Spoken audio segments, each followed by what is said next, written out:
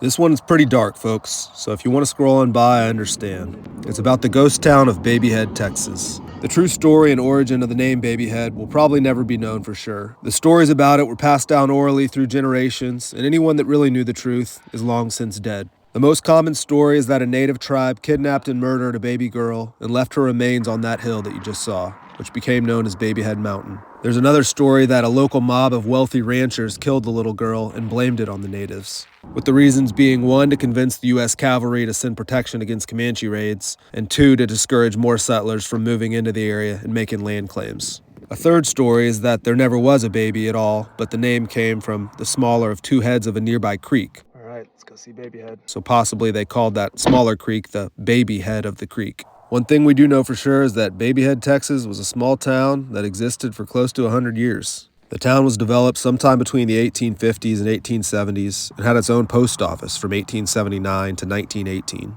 At one time, the town hosted a county voting precinct, and up until the late 1960s, it still had a listed population. There were once many homes and businesses in the town, and I assume the ruins of those old structures are on some of the large private ranches in the area. Weird.